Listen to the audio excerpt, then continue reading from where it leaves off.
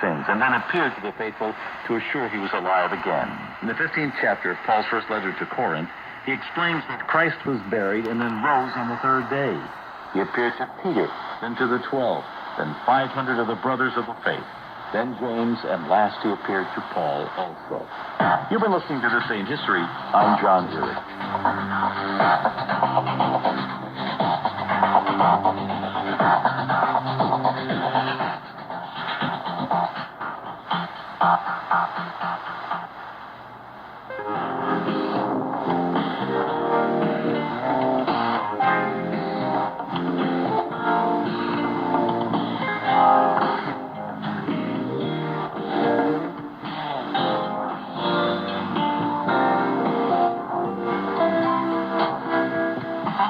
Listening to African Pathways Radio, operating daily to Africa 3 times per day.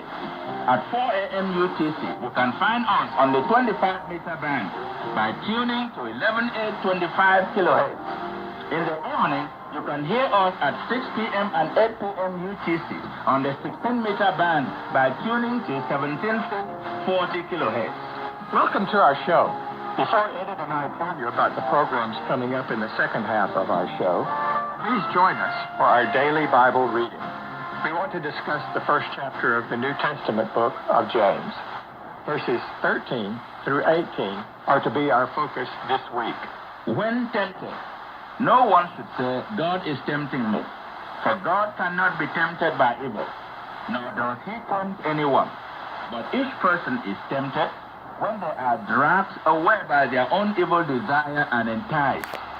Then, after desire has conceived, it gives birth to sin. And sin, when it is full grown, gives birth to death. Don't be deceived, my dear brothers and sisters. Every good and perfect gift is from above, coming down from the Father of the heavenly lights, who does not change like shifting shadows.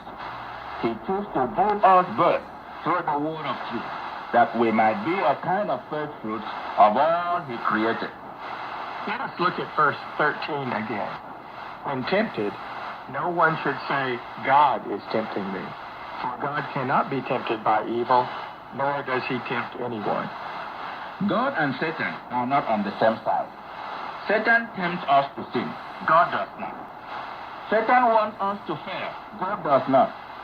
We find in 2 Peter 3:9, the Lord is not slow in keeping his promise, as some understand slowness.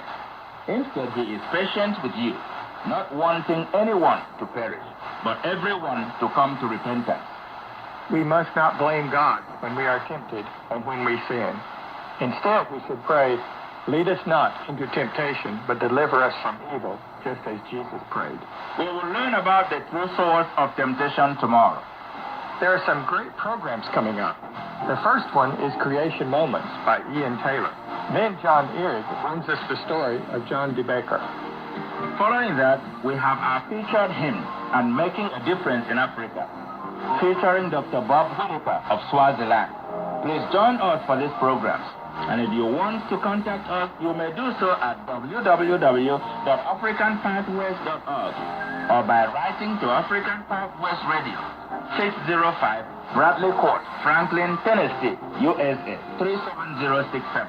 Our closing song this week is Don't Worry, Be Happy by Bobby McFerrin. So let us kick things off now with Creation Moments. How much water is in the center of the earth? Learn about recent discoveries next on today's Creation Moments. And now, here's our Creation Moments host, Ian Taylor.